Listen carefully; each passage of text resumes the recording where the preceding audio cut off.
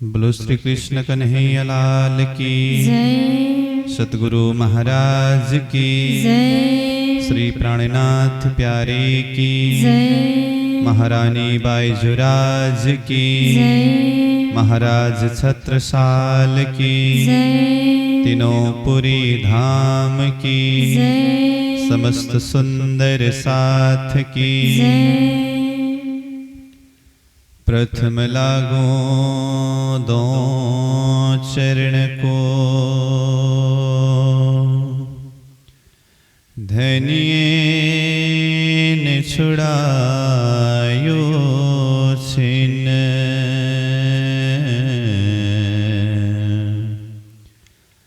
लांक तले लालेड़िया मेरे जीव की यही जीवन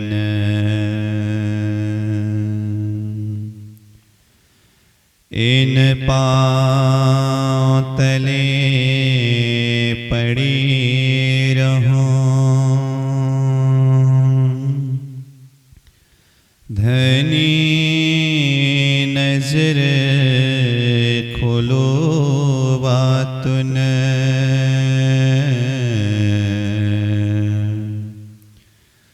पलन वालों निरखो नेत्रे मेरे जीव की यही जीवन प्यारे मेरे प्राण के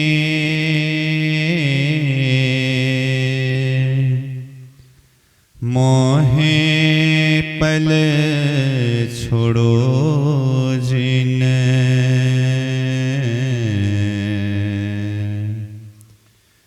मैं पाई मेहर महबूब की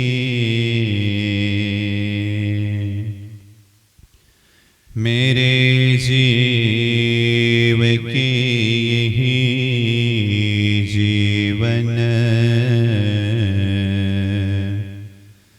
मेरे जीव की यही जीवन बोलो श्री प्राणनाथ प्यारे की जय। मेहर होत है जिन पर मेहर देखत पांचों तत्व पिंड ब्रह्मांड सब मेहर के बीच वसत मेहर के बीच वसत ए दुख रूपी इन जीमी में दुख न काहों देखत बात बड़ी है मेहर की जो दुख में सुख लेवत जो दुख में सुख लेवत ए दुख रूपी इन जीमी में सद्धर्म प्राण धर्म शिरोमणि सज्जन वीरेंद्र सुंदर साह जी महामती स्वामी श्री प्राणनाथ जी प्रणीत दिव्य वाणी तारतम वाणी का हम रस स्वादन करते आ रहे हैं। वाणी चर्चा का प्रसंग में हम मेहर सागर के प्रसंग के ऊपर अथवा इस मेहर सागर के प्रकरण के ऊपर चिंतन कर रहे हैं। तो कल तक के प्रसंग में हम मेहर सागर जो सागर ग्रंथ का अंतिम प्रकरण है 8वां सागर है इसी मेहर सागर को हम नित्य पाठ में भी पाठ करते हैं। तो इस प्रकरण का 8 नंबर चौपाई तक के सारांश भाव के ऊपर चिंतन किया। तो आज हम 9 नंबर चौपाई से कुछ सारांश भाव के ऊपर चिंतन करने जा रहे हैं। तो महामती प्राणनाथ जी कहते हैं ये दुख रूपी इन जीमी में दुख ना काहूं देखत, बात बड़ी है मेहर की, जो दुख में सुख लेवत। इससे अगले प्रसंग में परब्रह्म परमात्मा अक्षरातीत धामधनी श्रीराज जी महाराज की कृपा होने के बाद सब कुछ परिपूर्ण हो जाता है, उनमें कोई भी चीज का कमी नहीं रहता है। परमात्मा की दो प्रकार की कृपा है, एक जाहिरी कृपा और एक बातुनी कृपा। परंतु बातुनी कृपा के अंदर दोनों मिश्रित हैं, दोनों प्रकार से संपन्न करा देते हैं। अगर बातुनी कृपा किसी आत्मा के ऊपर नहीं हुआ तो फिर अंततोगत्वा वो परमात्मा से, श्रीराज जी से अलग भी हो सकते हैं। इस विषय में भी प्रणिनाथ जी ने चिंतन कराया। फिर जिस आत्मा के ऊपर परमात्मा की कृपा हुई है वो तो पांच तत्व में ही, पिंड में हो, ब्रह्मांड में हो, यत्र तत्र सर्वत्र मेहर ही मेहर का दर्शन करेंगे। और वो आत्मा मेहर के बीच में ही, मेहर का सागर के बीच में ही बैठे ऐसा महसूस होता है। इन भाव के ऊपर हम चिंतन कर रहे थे। तो इसी प्रसंग को आगे बढ़ाते हुए महामती प्रणिनाथ जी कहते हैं, ये दुख रूपे इन जीवी में दुख ना काहूं देखत। राज्य की मेहर होने के बाद, राज्य की कृपा होने के बाद आत्मा ऐसी अवस्था में पहुंच जाता है, वास्तव में देखा जाए तो ये संसार दुख रूपी संसार है। शास्त्र में, भागवत में भी हम देखें तो ये संसार को दुखालय करके कहा है। शरीर, संसार, व्यवहार में ये असत जड़ दुख जैसे गुण व्याप्त है। संसार में जिधर देखे उधर दुख ही दुख है, ये संसार का असली गुण है। होते हुए भी परमात्मा की कृपा जिस आत्मा के ऊपर हुआ, ऐसे दुख रूपी संसार के बीच में भी परमात्मा की कृपा के द्वारा उसको कुछ भी दुख नहीं लगता है। दुख रूपी इन जीवी में, इस दुख रूपी संसार के बीच में भी दुख ना काहूं देखत, उसको दुख कुछ नहीं लगता है। क्यों? जब तक हम संसार को संसार के हिसाब से ही, संसार के भावना से ही चिंतन करेंगे, सोचेंगे, देखेंगे तो ये संसार दुखदाई हमें लगता है। परंतु ये सृष्टि के महाकारण को देखें, सृष्टि की उत्पत्ति क्यों हुई है, इस प्रसंग के ऊपर चिंतन करें तो ये सृष्टि के अंदर भी राज्य की कृपा, राज्य की मेहर ही दिखाई देता है। क्योंकि हम बार बार चर्चा करते आ रहे हैं, ये दुख रूपी संसार दिखाने का कारण क्या है? राज्य के पातशाही और परमधाम का इशक समझाने के लिए है। ये महाकारण की बात है।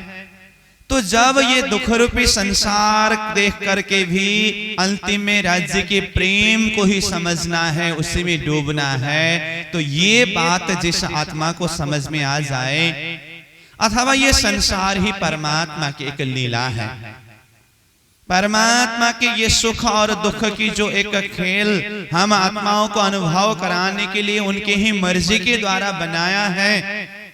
जब हम राज्य के दिल के हिसाब से इस सृष्टि को सोचेंगे ना, चाहे सुख हो चाहे दुख हो, वो तो राज्य की कृपा के रूप में, परमात्मा के कृपा के रूप में अनुभव करेगी वो आत्मा। इसीलिए ये दुख रूपी संसार भी उसको दुख जैसा नहीं लगने लगेगा। तो इसीलिए प्रणिनाथ जी कहते हैं, ये दुख रूपी इन जीवी में दुख ना काहूं देखत, कहीं उसको दुख जैसा लगता ही नहीं है। हम दुख को जब तक दुख के रूप में माने तब तक हमें दुख लगता है, परंतु दुख को भी परमात्मा की लीला के रूप में हम स्वीकार करें तो फिर वो दुख नहीं होता है। इसलिए हमें दुख को भी परमात्मा की लीला के रूप में समझने की ताकत, समझने की दृष्टि होनी चाहिए, तब दुख हमें दुख जैसा नहीं लगता है। ये तो तारतम्य की उस गहरी साधना की बात है। श्रीमद् भागवत में, श्रीमद् भागवत गीता में स्थित प्रज्ञ की लक्षण को बताते हुए भगवान श्री कृष्ण जी कहते हैं, जो स्थित प्रज्ञ है, जो ज्ञानी पुरुष है, उसको संसार का ये सुख दुख कुछ असर नहीं कर सकता। सुख में और दुख में वो समभाव में रहता है। सम दुख सुखम धीरम सौमृतत्वाय कल्पते, क्योंकि उसने दुख और सुख को परमात्मा की लीला के रूप में स्वीकार किया है, इसलिए वो दुख को दुख जैसा नहीं मानता है, सुख को सुख जैसा नहीं मानता है। गीता के चिंतन करने वाले चिंतक साधक ने तो यहाँ तक की बात को अनुभव किया है। तो तारतम के माध्यम से जब महाकारण दृष्टि से, राज्य की दृष्टि से, राज्य के हृदय के अंदर जाकर के वहां से इस खेल के विषय में हम देखें तो ये दुख कुछ दुख जैसा नहीं लगेगा। जहां देखें वहां राज्य की लीला और राज्य की मेहर ही मेहर दर्शन होने लगेंगे। तो दुख ना काहू देखत, बात बड़ी है मेहर की। ये मेहर की बात ऐसी महान बात है, इतनी बड़ी बात है, इतनी गहरी बात है। ये मेहर के कारण ही दुख रूपी संसार में बैठ करके भी आत्मा को दुख जैसा प्रतीत नहीं होता है। ये किसका प्रभाव है, किसका असर है? बात बड़ी है मेहर की, ये मेहर की बहुत बड़ी बात है। दुख में सुख लेवत, दुख रूपी संसार में बैठे बैठे, दुख रूपी शरीर में बैठे बैठे भी ये आत्मा राज्य की मेहर के द्वारा दुख रूपी शरीर संसार में भी सुख का अनुभव करती है। ये राज्य की मेहर का बल है। फिर आगे कहते हैं, सुख में तो सुखदायम पर स्वादन आवत ऊपर, दुख आए सुख आवत सो मेहर खोलत नजर। देखिए मेहर की बल कैसी है, मेहर चीज कैसी चीज है। सुख में तो सुखदायम, इसका मतलब क्या है? सुख में तो सुखदायम मतलब सुखमय भूमि परम धाम में, सुख में इसकल तो सुखमय आनंदमय भूमि परम धाम में तो सुखदायम, अखंड सुख, निरंतर सुख, नित्य सुख है ही। अखंड परम धाम में नित्य प्रति निरंतर सुख आनंद है ही। सुख में तो सुखदायम पर स्वादन आवत ऊपर, परंतु वो सुखमय भूमि, आनंदमय भूमि परम धाम में बैठ करके निरंतर परम धाम का सुख अनुभव करते रहे सखियों ने, परंतु वो सुख में कोई स्वाद नहीं रहा, क्योंकि वो सुख का कीमत, वो प्रेम का कीमत समझ में नहीं आया। इसीलिए सुखमय भूमि, आनंदमय भूमि, प्रेममय भूमि, इष्कमय भूमि परम धाम में बैठ करके निरंतर जो सुख आनंद अनुभव कर रही है सखियां, उसमें कोई स्वाद नहीं है, उसमें कोई लज्जत नहीं है। इसीलिए तो राज्य महाराज ने खेल दिखाया, क्योंकि किसी भी तत्व को विपरीत तत्व के साथ में तुलना किए बिना उसके असली महत्व को समझ नहीं सकते हैं। परम धाम में होते समय सिर्फ सुख ही सुख होने के कारण, आनंद ही आनंद होने के कारण, कहने का मतलब दुख चीज का समझ न होने के कारण वो सुख, वो आनंद का महत्व समझ में नहीं आया। मोह को पता न होने के कारण, मोह को न देखने के कारण परम धाम की असली प्रेम का कीमत क्या है उस चीज को समझ नहीं पाया। इसलिए परम धाम की जो आनंद है वो वास्तविक आनंद को सखियों ने अनुभव नहीं कर पाया। तो प्रणिनाथ जी कहते हैं, सुख में तो सुखदायम पर स्वाद न आवत ऊपर, उसमें स्वाद, उसमें लज्जत नहीं आया। इसीलिए राज्य महाराज ने क्या सोचा, दुख रूपी संसार आत्माओं को दिखा करके, दुख का पहचान कराकर, वियोग का पहचान करा करके, फिर उसके बाद वो सुख का अनुभव करा दो, तब जा करके ये सुख का, ये आनंद का कीमत तब जाकर के समझ में आएगा। ये सोच करके राजी महाराज ने रूहों को असत जड़ दुखमय खेल दिखाने के लिए दिल में लिया। अक्षर ब्रह्म के माध्यम से ये स्वप्निक जगत जो असत जड़ दुखमय जगत है, ये जगत की उत्पत्ति कराकर आत्माओं को दुख रूपी संसार के अंदर भेजा। जब आत्मा इस दुख रूपी संसार में आए, ये दुख रूपी संसार में आकर के भी स्वयं अक्षरातीत धाम धनी पूर्ण ब्रह्म परमात्मा सदगुरु के रूप में प्राणिनाथ जी के स्वरूप में तारतम लेकर के पधारे और आत्मा को तारतम के माध्यम से जागृत करा करके ये संसार दुखमय है और परमधाम सुखमय है। संसार और परमधाम यानी कि खेल और परमधाम के विषय में तारतम ने दोनों शुद्धि दिलाई। और ये दोनों शुद्धि दिला करके फिर क्या किया, ऐसे दुख रूपी संसार में बैठे बैठे भी आत्मा को परमधाम का सत सुख सत आनंद खेल के बीच में अनुभव करा रहे हैं। यही तो राज्य की मेहर है, यही तो राज्य की कृपा है। जो सुख परमधाम में बैठ करके अनुभव करते समय उसका कीमत पता नहीं था, अब वही परमधाम का सुख दुख रूपी संसार में आकर के आत्मा अनुभव कर रही है। ये आनंद, ये मस्ती, ये लज्जत को अब कैसे कहे। इसीलिए कहते हैं दुख आए सुख आवत सो मेहर खोलत नजर। दुख आए सुख आवत, ये दुख रूपी संसार में आकर के दुख का अनुभव करके, वियोग का अनुभव करके भी फिर राज्य के मेहर के द्वारा इसी शरीर संसार में बैठे बैठे सुख का अनुभव कर रहे हैं, परमधाम का प्रेम, परमधाम का आनंद अनुभव कर रहे हैं। दुख आए सुख आवत सो मेहर खोलत नजर। ये नजर किसने खोला? दुख रूपी संसार के बीच में भी सुख आनंद अनुभव कर सकने की जो दृष्टि किसने खोला? मेहर ने खोला। राज्य के मेहर के द्वारा ऐसी स्थिति हुई, तो ये मेहर का कीमत है। जो सुख का कीमत परमधाम सुखमय भूमि में बैठ करके पता नहीं था, दुख रूपी संसार में ला करके इस संसार के बीच में वो परमधाम का सुख का अनुभव कराया। तब आत्मा को परमधाम की सत सुख का महत्व समझ में आया। ये राज्य की मेहर का बल है।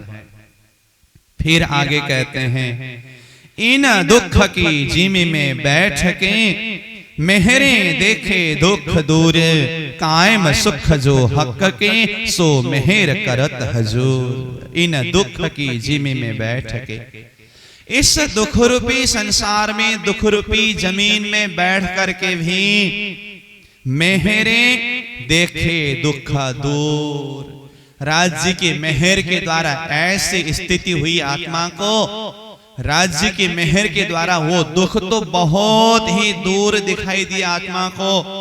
आत्मा को कुछ दुख है ही नहीं, सुख ही सुख है, आनंद ही आनंद है, मस्ती ही मस्ती है। हालांकि संसार दुख रूपी है, परंतु दुख रूपी संसार के बीच में बैठे बैठे भी राज्य की मेहर के द्वारा आत्मा को दुख तो बहुत दूर चला गया, ऐसा महसूस हुआ। ये मेहर के कारण है। इन दुख रूपी जिमी में बैठ के मेहरे देखे दुख दूर। दुख दूर होने के बाद अब क्या हुआ? इसी दुख रूपी संसार के बीच में भी कायम सुख जो हक के, हक परमात्मा का कायम सुख, कायम यानी कि अखंड सुख, परमधाम का सुख, शाश्वत सुख, वो परमधाम का अखंड सुख सो मेहरे करत हजूर। राज्य की मेहर ने हजूर यानी कि बिल्कुल नजदीक, बिल्कुल करीब बना दिया। और खेल में बैठे बैठे आत्मा वो कायम सुख, अखंड सुख में मदमस्त है। देखिए तो मेहर की कितनी बड़ी बात है। दुख रूपी संसार में बैठे हुए हैं सखियां, और दुख रूपी संसार में बैठ करके भी सखियों को दुख बहुत दूर जैसा प्रतीत हुआ। और राज्य महाराज का परम धाम का अखंड सुख राज्य की ही मेहर के द्वारा आत्मा को खेल में बैठे बैठे बिल्कुल हजूर बिल्कुल नजदीक का अनुभव हुआ। खेल में बैठे बैठे आत्मा परम धाम की सुख का अनुभूति कर रही है, उसी में मदमस्त हो रहे है। ये किसका बल है? ये मेहर का बल है। मेहर ने आत्मा को इस स्थिति में पहुंचाया। मैं देखा दिल विचार के इश्क हक का जीत, इश्क मेहर से आया अब्बल मेहर है तीत। जो चौपाई हम दूसरे नंबर चौपाई में ही चिंतन करके आए हैं, तब भी मैंने कहा था दूसरे नंबर चौपाई बहुत महत्वपूर्ण चौपाई है। वहां पर आया था हुक्म मेहर के हाथ में, जोश मेहर के अंग, इश्क आवे मेहर से, बेशक इल्म तिन संग करके, जिसमें से तीसरा चरण इश्क आवे मेहर से। राज्य की मेहर के द्वारा ही आत्मा के हृदय में इश्क प्रकट होगी, प्रेम प्रकट होगी। उसी भाव का खुलासा प्राणिनाथ जी ने फिर 12वीं नंबर चौपाई में जाकर के किया। तो कहते हैं मैं देखा दिल विचार के, मैंने दिल से विचार करके देखा, अंतर हृदय से आत्मिक नजर से विचार करके देखा, इश्क हक का जीत। राज्य की मेहर से इश्क यानी कि प्रेम, तो इश्क यानी कि प्रेम, इश्क हक का जीत, परमात्मा का इश्क, परमात्मा का प्रेम जीत यानी कि जहां पर है कहां, इश्क मेहर से आया। जिस आत्मा के ऊपर परमात्मा राज्य महाराज ने मेहर किया, कृपा किया, कृपा के द्वारा मेहर के द्वारा ही रूह के दिल में इश्क प्रकट होगी। इश्क मेहर से आया, मेहर के द्वारा इश्क प्रकट होगी। कहने का अर्थ जिस आत्मा के ऊपर राज्य ने मेहर किया, उसी आत्मा के हृदय में इश्क है।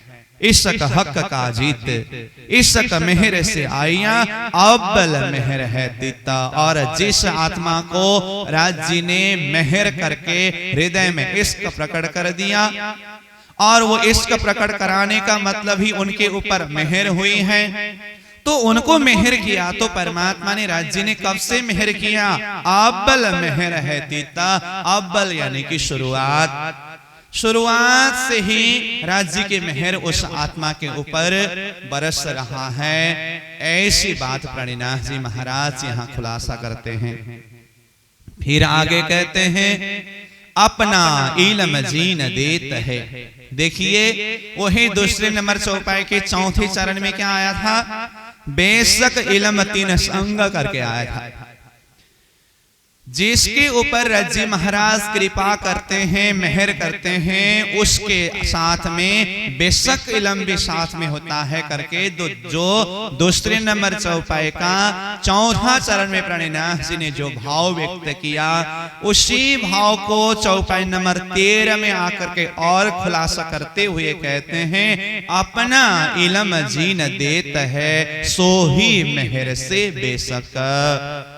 राज्य महाराज अपना इल्म, अपना ज्ञान किसी आत्मा को देते हैं तो वो भी मेहर के माध्यम से ही, कृपा के द्वारा ही किसी आत्मा को बेशक इल्म प्रदान करते हैं। मेहरा सब विदा ल्यावत जीता हुक्म जोश मेहर हक। देखिए तो मेहर सब विद ल्यावत, जब राज्य महाराज कृपा करते हैं तो उसके ऊपर सब कुछ संपन्न करा देते हैं, अथवा मेहर सब चीज साथ में लेकर के आते हैं। क्या क्या? जित हुक्म जोश मेहर हक। तो जिसमें हुक्म भी है, जोश भी है, राज्य की मेहर के साथ में ये सारा इश्क, इल्म, हुक्म, जोश जुलूस के इस तरह सागर में लहरों की तरह इस तरह से उमड़ उमड़ करके आता है। कहने का अर्थ जिस आत्मा के ऊपर राज्य ने मेहर किया उसके हृदय में राज्य इश्क भी प्रकट करा देते हैं, उसके साथ में बेशक इल्म भी है, उसी के ऊपर राज्य महाराज हुक्म भी करते हैं और उनके अंदर एक जोश भी भर देते हैं, सब कुछ संपन्न करा देते हैं। यही तो राज्य की पूर्ण मेहर है। अब 14 नंबर चौपाई में प्राणिनाथ जी कहते हैं जाको लेत है मेहर में, ताए पहले मेहर बनाए बजूद, गुण अंग इंद्री मेहर की, रूह मेहर फूंकत माहे बुध।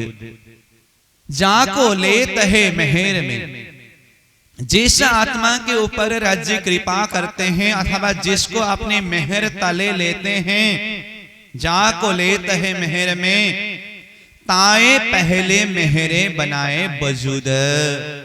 उसको सबसे पहले तो राज्य महाराज बजूद यानी कि शरीर में ही कृपा कर देते हैं, अथवा उनका शरीर भी परमात्मा के मेहर के द्वारा ही बना हुआ होता है। तो परमात्मा की पहली मेहर तो शरीर के ऊपर ही है, वजूद के ऊपर ही है। तो सबसे पहले नंबर तो हमें ये आत्मसात करनी होगी, ये महसूस करना होगा कि परमात्मा की कृपा, राज्य की कृपा के द्वारा हमें ये सुंदर मानव तन मिला है। ये मानव तन जो है ना, ये परमात्मा की कृपा है।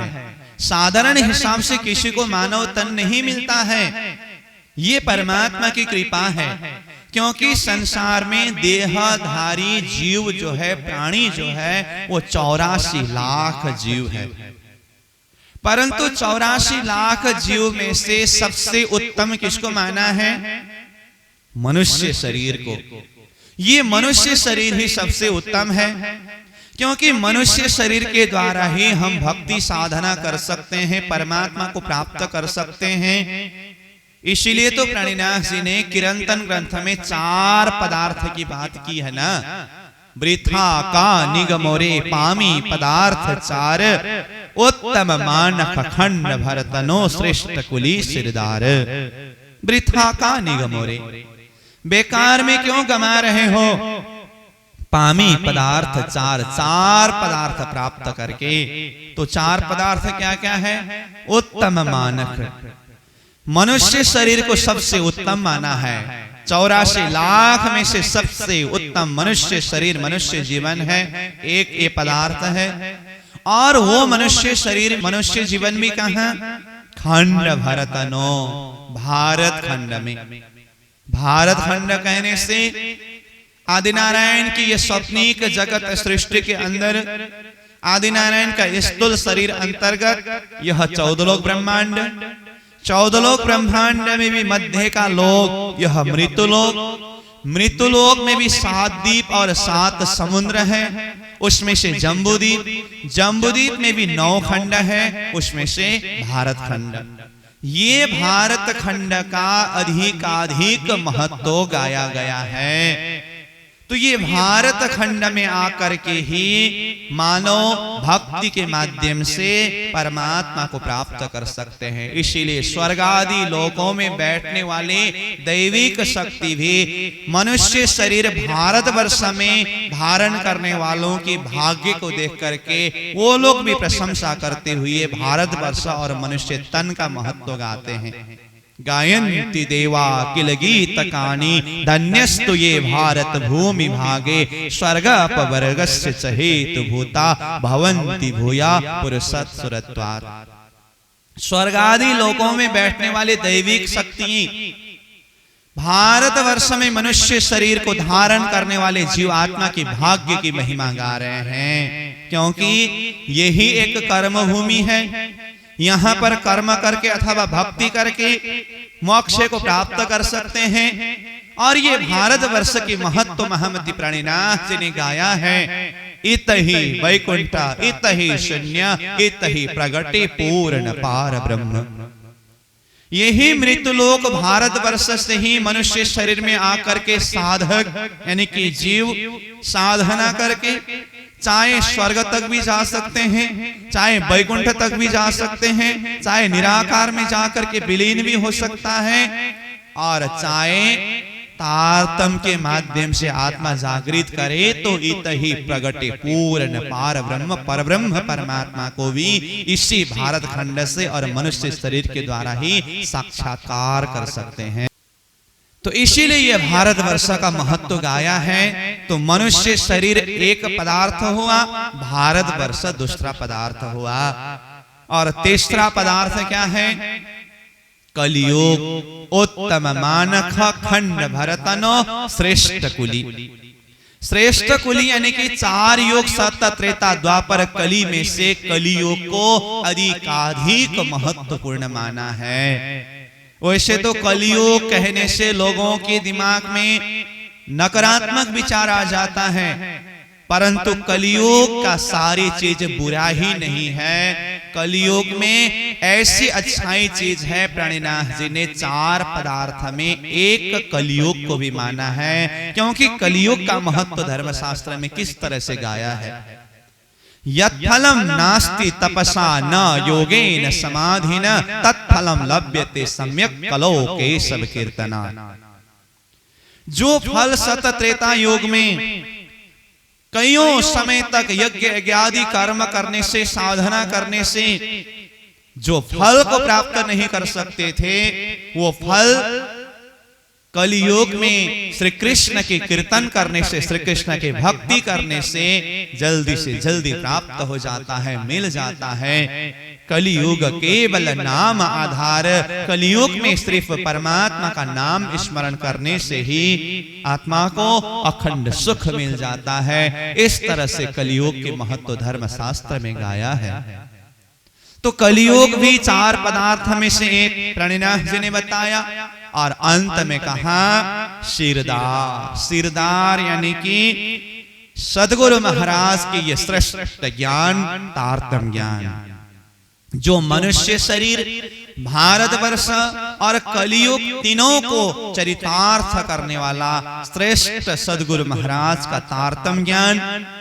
जो तारतम ज्ञान भारतवर्ष में कलियुग में मानव चेतना में आया हुआ जो आत्मा को तारतम ज्ञान के माध्यम से अक्षरातीत पूर्ण ब्रह्म परमात्मा का पहचान दिला करके यहीं पर वो अखंड परम धाम का सुख का अनुभव कराने वाला ऐसा तारतम ज्ञान है।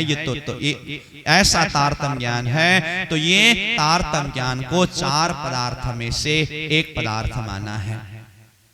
तो उसमें हम बात कर रहे थे मनुष्य शरीर। तो प्राणीनाथ जी यहाँ कहते हैं, जाको लेत है मेहर में ताए पहले मेहर बनाए बजूद। सबसे पहला नंबर तो परमात्मा श्रीनाथ जी महाराज बजूद शरीर के ऊपर ही कृपा करते हैं। तो हम चर्चा कर रहे हैं 84 लाख देहधारी प्राणी हैं, परंतु अन्य कोई भी प्राणी, अन्य कोई भी शरीर के द्वारा परमात्मा की भक्ति करके परमात्मा को साक्षात्कार नहीं कर सकते। तो मनुष्य शरीर ही मोक्ष का दरवाजा का रूप है। धर्म शास्त्र ने भी मनुष्य शरीर का महत्व गाते हुए कहा, शरीर माध्यम खलु धर्म साधनम। धर्म साधना के लिए शरीर एक माध्यम है, शरीर एक साधन है। मनुष्य शरीर रूपी साधन के माध्यम से भक्ति करके परमात्मा को प्राप्त कर सकते हैं। इसलिए मनुष्य शरीर प्राप्त करना ही ये सबसे पहला परमात्मा की कृपा है। और मनुष्य शरीर में भी आकर के हम जरा सा देखें, मनुष्य शरीर बहुतों ने धारण किया है, परंतु कई मनुष्य देहधारी जीव कैसे होते हैं विचार करके देखिए। कई मनुष्य शरीर धारण करने पर भी जन्म सिद्ध आंख से अंधे होते हैं।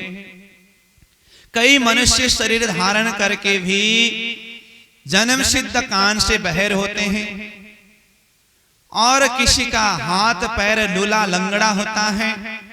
मतलब शरीर के गुण अंग इंद्रिय में कुछ अशक्तपन, ऐसा मनुष्य शरीर धारण करने वाले भी कई हैं। परंतु राज्य की कृपा को देखिए तो मनुष्य शरीर में लाया, और वो मनुष्य शरीर में भी सारा का सारा गुण अंग इंद्रिय बिल्कुल सक्रिय है। तो ये गुण अंग इंद्रिय के ऊपर भी तो परमात्मा की कृपा है, परमात्मा की मेहर है। तो ये संपूर्ण गुण अंग इंद्रिय जो है ये सार धन है। तो किरंतन वाणी में ही प्राणीनाथ जी ने ये मनुष्य शरीर और ये संपूर्ण गुण अंग इंद्रियों के संबंध के विषय में क्या कहा है, सेठे तमने सारी सनंदे सोप्यों से धनसार अनेक जवेर जतन करी तमे लाभ्या छो आणीवार। प्राणीनाथ जी इस तरह से कहते हैं। कहने का अर्थ सेठे तमने सारी सनंदे, सेठे यानी कि सेठ ने, तो सेठ किसको कहा यहां? परमात्मा को, राज्य को। सेठ परमात्मा ने तमने आपको सारी सनंदे हर प्रकार से सोप्यों से धनसार, हर प्रकार से परिपूर्ण सार धन। सार धन क्या है? ये मनुष्य शरीर ही सबसे सार धन है। तो सोप्यों से धनसार यानी कि ये मनुष्य शरीर आपको सौंप दिया है, बख्शीश दिया है। और ये मनुष्य शरीर के अंदर क्या क्या जड़ा हुआ है? अनेक जवेर जतन करी, अनेक प्रकार का जबरात। जवेर यानी कि जबरात। तो ये जबरात क्या है? जबरात है मनुष्य शरीर में जितने भी गुण अंग इंद्रिय है, ये जबरात है। और सारे जबरातों को जतन करके एकदम सही हिसाब से सेट करके तमे लाभ्यास आणीवार, आपको इस समय में लाया है और दिया है। आणीवार मतलब ये समय में, ये अवसर में, मनुष्य जीवन प्राप्त किया हुआ अवसर में। तो ये चौपाई में जो जबरात शब्द आया है, तो ये जबरात क्या है? गुणांग इंद्रिय। तो संपूर्ण गुणांग इंद्रिय बिल्कुल सक्रिय है। ऐसे एक सक्षम मनुष्य शरीर परमात्मा ने हमें प्रदान किया, दिया, जिसके माध्यम से हम आंख परमात्मा का दर्शन कर सकता है, कान परमात्मा की वाणी श्रवण कर सकता है, हाथ पैर चल करके परमात्मा के मंदिर तक जाकर के सेवा कर सकता है। संपूर्ण गुणांग इंद्रिय को देखिए, एक एक गुणांग इंद्रिय परमात्मा की सेवा, परमात्मा के भक्ति में हम सही हिसाब से लगा सकते हैं। यही तो परमात्मा की कृपा मनुष्य शरीर के ऊपर सबसे पहला नंबर किया है। विचार करके देखिए तो, हमें परमात्मा ने मनुष्य शरीर तो दिया, परंतु जन्म से ही हमें कान से बहरे कर दिए होते तो आज जिस तरह से हम परमात्मा की वाणी श्रवण कर रहे हैं, तो ये परमात्मा की वाणी सुनने का अवसर कैसे मिलता? जन्म से ही हमें आंख से अंधे बना दिए होते तो परमात्मा की वाणी हम अध्ययन करते हैं, परमात्मा का स्वरूप का दर्शन करते हैं, हम ये सुंदर परमात्मा की सृष्टि को देखते हैं, हम ये हमें कैसे अवसर मिलता? परमात्मा की कृपा को तो देखिए, संपूर्ण गुण इंद्रिय सक्रियवान दे करके हमें सब प्रकार से सक्षम बना दिया है। तो ये होना ही राज्य की पहली कृपा है। जाको लेत है मेहर में, ताए पहले मेहर बनाए वजूद, यानी कि शरीर के ऊपर ही वो कृपा करते हैं। और शरीर में जितने भी गुणांग इंद्रिय है, एक एक अंग अंग में, इंद्रियों में, संपूर्ण गुणांग इंद्रियों में राज्य की कृपा व्याप्त है। गुण अंग इंद्रिय मेहर की, संपूर्ण गुणांग इंद्रिय ही क्या है? राज्य का मेहर का रूप है। गुणांग इंद्रिय मेहर की, और शरीर तो दिया, गुणांग इंद्रिय में भी मेहर भर दिया। उसके बाद अब आगे क्या कहते हैं?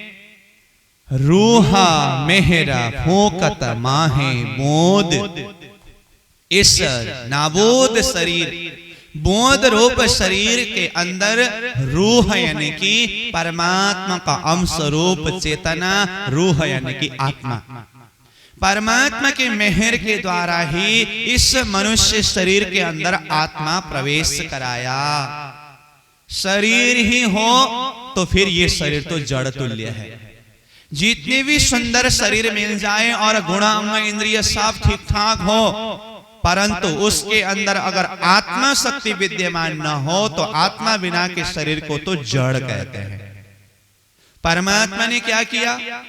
हमें 5 तत्व का शरीर और संपूर्ण गुणांग इंद्रिय भी एकदम सही हिसाब से प्रदान किया, और उसके ऊपर रूह मेहर फोकत माहे बोध, इस बोध रूप शरीर में रूह आत्म शक्ति को प्रवेश कराया, इसलिए हम हर प्रकार से सक्षम हैं। तो ये राज्य की कृपा है, ये राज्य की मेहर है। अब आगे राज्य की मेहर का वर्णन करते हुए प्रणिनाथ जी कहते हैं, मेहर सिंहासन बैठक और मेहर चंवर सिर छत्र, सोबत सेना मेहर की दिल चाहे मेहर बाजंत्र। यहां संसार में आकर के जो उच्च दर्जा का स्थान मिल रहा है, क्योंकि प्रणिनाथ जी स्वयं को देखिए, सदगुरु की आज्ञा को शिरोधार्य करके वो धर्म प्रचार मार्ग में आगे बढ़ चले।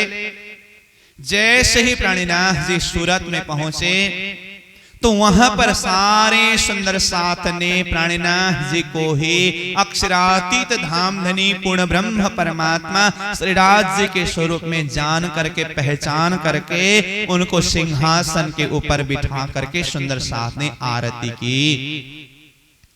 कोई आरती कर रहे हैं, कोई चमर डुला रहे हैं, कोई छतरी लगा रहे हैं, कोई पावड़ा बिछा रहे हैं। फिर देखिए, जैसे ही महामती प्रणिनाथ जी हरिद्वार में पहुंचे, 4 महीने तक हरिद्वार में विराजमान होकर के वहां उपस्थित भिन्न भिन्न धर्म संप्रदाय के लोगों के साथ में, विद्वानों के साथ में धर्म चर्चा किया। सबकी मत को सुनने के बाद प्रणिनाथ जी ने संपूर्ण शास्त्रों के साक्षी प्रमाण को देते हुए तारतम के माध्यम से वो अक्षरातीत पूर्ण ब्रह्म परमात्मा का पहचान दिलाया। सारे जगत को जब परमात्मा की पहचान हुई, प्रणिनाथ जी के ज्ञान को देख करके 28वें कलियुग के विजयाभिनंद निष्कलंक बुद्ध अवतार स्वरूप महामती प्रणिनाथ जी स्वरूप है। क्योंकि प्रणिनाथ जी के ज्ञान के अंदर कोई कलंक नहीं है, निष्कलंक ज्ञान है, परब्रह्म परमात्मा का स्वरूप का पहचान दिलाने वाला ज्ञान है। उसको पहचान करके सब किसी ने प्रणिनाथ जी को सिंहासन के ऊपर रख करके, भाई नहीं रे 9 खंडों आरती, 9 खंडों से प्रणिनाथ जी की आरती उतारी गई। तो उस समय में देखिए, प्रणिनाथ जी को कोई सिंहासन के ऊपर बिठा रहे हैं, कोई आरती उतार रहे हैं, कोई छतरी लगा रहे हैं, कोई चमर डुला रहे हैं। उस शोभा को देखिए। प्रणिनाथ जी जहां जहां भी जाते हैं, सुंदर साथ अपनी अपनी तरफ से भाव को व्यक्त कर रहे हैं। पद्मावतीपुरी धाम में महामती प्रणिनाथ जी जागनी कर रहे हैं, परम धाम को जाहिर कर रहे हैं। तो वहां के सुंदर साथ भी प्रणिनाथ जी को ही अक्षरातीत धामधनी स्वरूप के रूप में पहचान करके उनको सिंहासन के ऊपर विराजमान कराकर आरती कर रहे हैं, चवर डुला रहे हैं, छतरी लगा रहे हैं, प्रणिनाथ जी की सेवा और उनकी जय घोष कर रहे हैं। सब तरफ वो देखते हैं। प्रणिनाथ जी स्वयं सोचते हैं कि ये सारा का सारा क्या है, ये राज्य की मेहर है, ये राज्य की कृपा है। अपने ऊपर श्रीराज जी की कृपा किस तरह से हो रहा है, स्वयं इंद्रावती आत्मा भी इस भाव को व्यक्त करते हैं। कलश ग्रंथ में उन्होंने कहा, मैं जिस दिन सदगुरु के चरण शरण में आया, सदगुरु महाराज ने मेरे दिल दिमाग रूपी हाथ को पकड़ करके प्रेम और ज्ञान रूपी यानी कि इश्क और इल्म रूपी आवेश को मेरे हृदय अंतस्करण के अंदर भर दिया। उसी दिन से मेरे अंदर राज्य की दया, धनी की दया पल पल में बढ़ता गया। वो वाणी में कहते हैं, कर पकड़ बैठाए के आवेश दियो मोहे अंगा, तादिन थी पसरी दया पल पल चढ़ते रंग।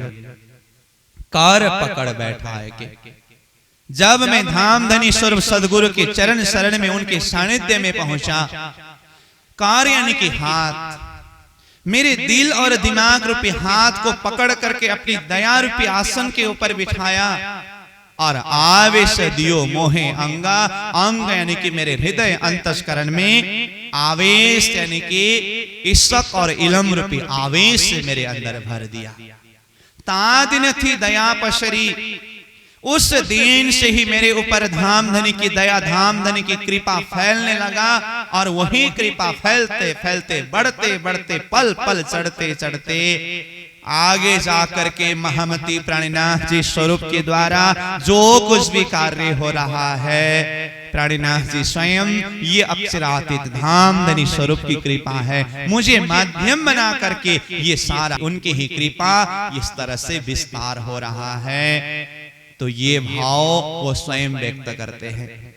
फिर दूसरे चौपाई में कहते हैं, कलश वाणी में ही, धाम धनी स्वरूप सदगुरु स्वरूप ने मेरे इस हृदय रूपी खेत को योग्य जमीन समझ करके तारतम रूपी हल चलाया और परमधाम के ईश्वर रूपी जल को डाल करके तारतम बीज मंत्र रूपी बीज को बोया। जिस तरह से सदगुरु महाराज ने जिस भाव से जैसा एक शक्तिशाली बीज अंकुरित मंत्र को मेरे हृदय के अंदर डाल दिया, वही बीज विस्तार होते होते आज एक वृक्ष के रूप में विस्तार हुआ।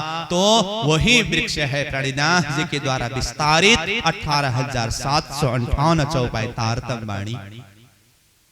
खासी जानी खेड़ी जिमी जल सींचियो आधार, बोया बीज वतन का उग्यास वही प्रकार। खासी जानी खेड़ी जिमी, खास जमीन समझ करके खेड़ी यानी कि हल चलाया और जल सिंचियो आधार परमधाम का ईशक रूपी जल को सिंचन किया। बोया बीज वतन का परमधाम का बीज अंकुर बीज तारतम मंत्र इंद्रावती के हृदय के अंदर सदगुरु महाराज ने बो दिया और उसी का विस्तार क्या हुआ, वही 16 अक्षरी बीज मंत्र का विस्तार ही इंद्रावती आत्मा महामती प्राणीनाथ जी के द्वारा 18,758 चौपाई वाणी के रूप में एक वृक्ष का रूप विस्तार हुआ। और जिस तरह से वो एक विशाल वृक्ष के छांव में बैठने से कितनी शीतलता का महसूस होता है, ऐसे ही ये तारतम बीज का विस्तारित 18,758 चौपाई वाणी रूपी एक वृक्ष के छांव के नीचे सारा संसार को ही शीतल मिल जाता है। इसीलिए तो प्राणीनाथ जी ने कहा, सुख शीतल करो संसार। इस तारतम के माध्यम से सारे संसार को, विश्व को, जगत को ही सुख और शीतलता प्रदान करनी है। महामती प्राणीनाथ जी की इतनी विशाल भावना है। तो ये जो कुछ भी अपने द्वारा हो रहा है, ये सारा का सारा श्रेय वो किसको दे रहे हैं, धाम धनी स्वरूप को। उनकी कृपा है, उनकी मेहर है, उनकी दया है। इसीलिए यहां पर वो कहते हैं, मेहर सिंहासन बैठक। जिस सिंहासन में प्राणीनाथ जी को सुंदर साथ अपने भाव से सुशोभित करा रहे हैं, सुंदर साथ की तरफ से प्राणीनाथ जी के लिए वो भाव व्यक्त कर रहे हैं, लेकिन प्राणीनाथ जी स्वयं उसको क्या देखते हैं, ये तो मेरे धनी की दया है, उनकी कृपा है। ये सिंहासन भी मेहर का स्वरूप है, वो बैठक भी मेहर का स्वरूप है। और मेहर चंवर शीर छत्र, जैसे कि मैंने कहा, चाहे सूरत में देखिए, चाहे हरिद्वार में देखिए, चाहे पन्ना जी में देखिए, जहां कहीं भी प्राणीनाथ जी को सुंदर साथ ने सिंहासन में बिठाया, चमर डोलाया, शीर में छत्री लगाया। प्राणीनाथ जी वो सिंहासन में भी मेहर का दर्शन करते हैं, चंवर में भी मेहर का दर्शन करते हैं, छत्री में भी मेहर का दर्शन करते हैं। सोहवत से ना मेहर की, सोहवत मतलब संगत, सानिध्यता। वो मेहर के संगत में, मेहर के साथ में ये सारा सैनिक के रूप में, सेना के रूप में जुलूस की तरह सब स्वायमान होकर के आ रहा है। दिल चाहे मेहर बाजंत्र, बाजंत्र यानी कि वाद्य वादन का यंत्र। प्राणीनाथ जी की स्वागत करते हुए वाद्य वादन का यंत्र बजा बजा करके सुंदर सा स्वागत कर रहे हैं, जय घोष कर रहे हैं। प्राणीनाथ जी कहते हैं, दिल चाहे मेहर बाजंत्र, मेहर के द्वारा ही दिल चाहे वाद्य वादन का यंत्र बाजा बजा करके स्वागत कर रहे हैं, सम्मान कर रहे हैं। ये सारा का सारा क्या है, राज्य की मेहर ही मेहर है, मेहर के अलावा बाकी कुछ चीज है ही नहीं। हर जगह में मेहर का दर्शन करना, बोली बुलावे मेहर की, और मेहरे का चलन रात दिन दो मेहर में होए मेहर मिलावा रुहन। अब देखिए, जिसने राज्य के मेहर को जाना, जिसने राज्य के मेहर को पहचाना, जिसकी वो अंतर्दृष्टि को खोल करके राज्य के मेहर का दर्शन कर सका, अथवा जिस आत्मा के ऊपर राज्य की पूर्ण मेहर हुई, तो अब उनकी एक एक चीज में किस तरह से मेहर का दर्शन होता है। बोली बोलावे मेहर की, उनके मुख से एक शब्द उच्चारण भी होता हो, वो राज्य की मेहरमय शब्द अथवा वो भी राज्य की मेहर है। बोली बुलावे मेहर की, और मेहरे का चलन, उसका जो चलन है ना, चलन भी मेहर ही है। बोली यानी कि कौल, चलन यानी कि फैल, कौल फैल और हाल करके तीन शब्द आता है ना। जिस आत्मा के ऊपर राज्य की पूर्ण मेहर हुई, उसका तो कौल में भी मेहर, फैल में भी मेहर, हाल में भी मेहर, जिसमें भी मेहर ही मेहर का दर्शन होता है, अथवा जो कुछ भी मेहर के द्वारा ही हो जाता है। बोली बुलावे मेहर की, और मेहरे का चलन रात दिन दो मेहर में, उसका तो रात भी मेहर में बीत जाता है, दिन भी मेहर में बीत जाता है। उसके लिए रात क्या दिन क्या, वो रात भी मेहर का रूप है, दिन भी मेहर का रूप है। रात दिन दो मेहर में होए मेहरे मिलावा रुहन। अब मेहर के द्वारा ही वो एक आत्मा दूसरी आत्मा के साथ में मिलते हैं, अथवा राज्य महाराज अपने रूह के ऊपर, अपनी आत्मा के ऊपर मेहर करके स्वयं आत्मा के साथ में धनी मिलते हैं। चाहे आत्मा आत्मा का मिलन हो, चाहे आत्मा और परमात्मा का मिलन हो, ये सारा का सारा मिलन किसके द्वारा? मेहर के द्वारा। होए मेहरे मिलावा रुहन, बंदगी जी कर मेहर की, ये मेहर हक हुक्म, रूहे बैठी मेहर छाया मिने, पिए मेहर रस इसक इलम। बंदगी जिक्र मेहर की, बंदगी यानी कि बंदगी, वंदना करना, जिक्र यानी कि प्रार्थना करना। अगर ये आत्मा अब वंदना भी करती है, वो भी राज्य का मेहर है। जिक्र यानी कि प्रार्थना भी करती है, वो भी राज्य के मेहर है। मेहरमय बंदगी, मेहरमय जिक्र, अथवा मेहर ही बंदगी है, मेहर ही जिक्र है। ये मेहर हक हुक्म, और मेहर के द्वारा ही जो कुछ भी होता है वो हक का हुक्म समझते हैं। वो हक के हुक्म के रूप में सब चीज को लेना, वो भी उनकी राज्य की मेहर है। रूहे बैठे मेहर छाया मिने, वो आत्मा तो मेहर रूपी एक वृक्ष के छांव के नीचे, छाया बोलने से छाया किसका होता है? एक बड़ा सा वृक्ष का छाया होता है। तो वो छाया देने वाला वृक्ष क्या है? मेहर। इसीलिए कहा रूहे बैठी मेहर छाया मिने, मेहर के छाया के नीचे वो शीतलता में वो आत्मा रहती है, बैठती है। पिए मेहर रस इसक इलम, मेहर के द्वारा ही वो आत्मा इसक का रस और इलम का रस का पान करती है और उसी में मदमस्त हो जाती है। इसक का रस और इलम का रस। इलम का रस मतलब क्या है? इलम का रस मतलब, इलम यानी कि ज्ञान, ज्ञान चर्चा श्रवण करना। ये ज्ञान चर्चा श्रवण करना अथवा इसक का रस का पान करना, यही तो आत्मा का वास्तविक आहार है। वास्तविक आत्मा का आहार क्या है? इसक और इलम का रसपान करना।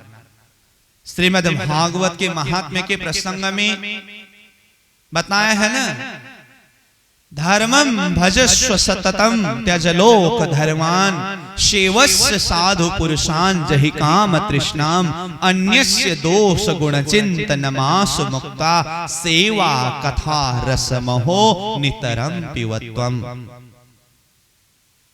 ये प्रसंग भागवत में आत्मादेव ब्राह्मण को गोकर्ण जी, पिताजी को पुत्र ने समझाया हुआ बात है। एक गृहस्थ धर्म से सन्यास धर्म की तरफ निकल रहे थे। उस समय में सन्यास धर्म का पालन करने के लिए क्या क्या करना चाहिए, ये उपदेश देते हुए कहा, घर छोड़ करके तो निकल रहे हैं, जा रहे हैं, एक बात जरूर से ध्यान देना, साधना के पथ पर चलते समय धर्मम भजस्व सततम, सत्य धर्म का भजन करना, यानी कि सत्य परमात्मा का भजन करना, त्यज लोक धर्मान, लौकिक धर्म का परित्याग करना, शिवस्य साधु पुरुषान जहि काम तृष्णाम, काम तृष्णा को परित्याग करके साधु पुरुषों का सेवा करना। और आगे क्या कहा, अन्यस्य दोष गुण चिंतनमासु मुक्ता, अन्यस्य यानी कि अन्य दूसरों के दोष हो या गुण हो, ये सबको परित्याग करना। कभी कभी साधना करते समय साधक क्या करते हैं, दूसरों के दोष और गुण के विषय में चिंतन करते रहे, खोजी करते रहते हैं, चर्चा करते रहते हैं, परंतु सच्चा साधक जो परमात्मा के मार्ग में लगे हुए हैं, उसको कहां से फुर्सत मिलती है कि दूसरे के विषय में गुण और अवगुण के विषय में बातें करे। इसीलिए यहां पर कहा, अन्यस्य दोष गुण चिंतनमासु मुक्ता, किसी का गुण हो चाहे दोष हो, सब परित्याग कर दो, उस विषय में कुछ चिंतन ना करो।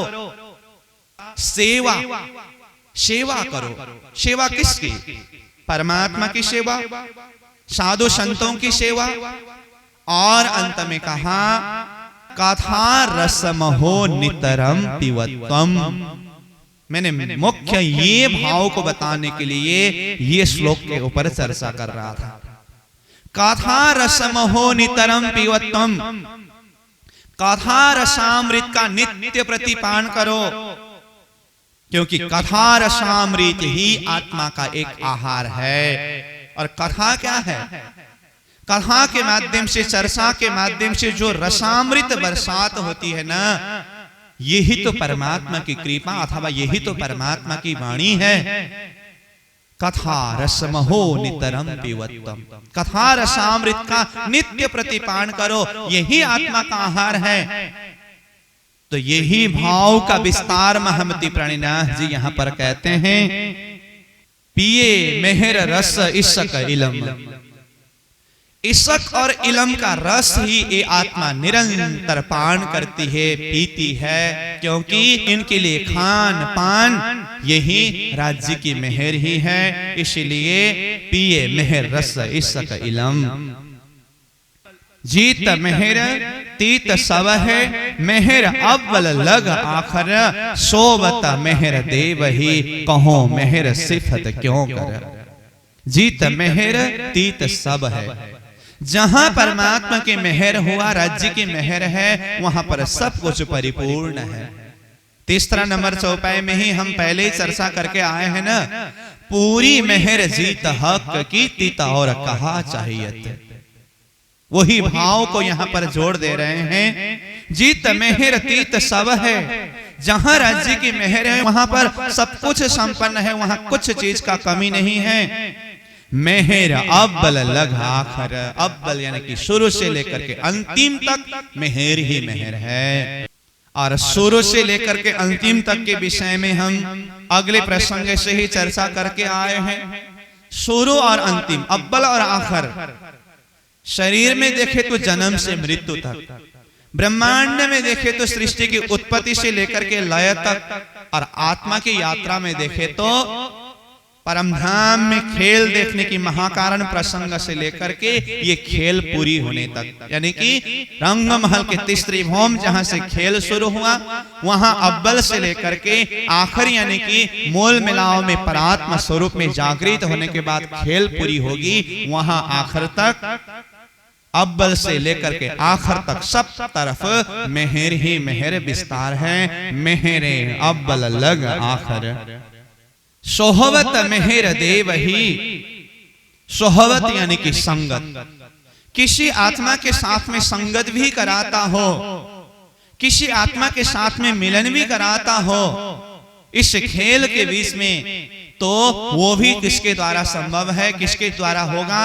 मेहर के द्वारा ही किसी का किसी के साथ में सोहबत होता है। कहो मेहर सिफत क्यों करा, इसीलिए ये मेहर की सिफत, ये मेहर की सिफत यानी कि महिमा, इस महिमा को किस तरह से, किस जुबान से वर्णन करें, इस तरह से महामती प्राणीनाथ जी इस मेहर के भाव के ऊपर, राज्य के मेहर के ऊपर चिंतन करा रहे हैं। तो प्यारे सुंदर सास जी, आज के प्रसंग को हम यहीं पर विश्राम करेंगे। चौपाई नंबर 18 तक के सारांश भाव के ऊपर हमने चिंतन किया और 19 नंबर चौपाई से आगे का भाव हम फिर कल चर्चा करेंगे। इन्हीं शब्दों के साथ आज के प्रसंगों को चौपाई दोहराते हुए यहीं पर विश्राम देंगे। बोलो श्री सद्गुरु महाराज की, श्री प्राणीनाथ प्यारे की। जीत मेहर तीत सब है, जीत मेहरा तीत सब है, मेहर अब्बल लग आखर, मेहरा अब्बल लग आखर, सोहबत मेहर देवही, सोहबत मेहरा देवही, कहो मेहर सिफत क्यों कर, कहो मेहर सिफत क्यों कर, कहो मेहर सिफत क्यों कर, कहो मेहर सिफत क्यों कर। बोलो श्री सद्गुरु महाराज की, जय, श्री प्राणीनाथ प्यारे की जय। प्रणाम।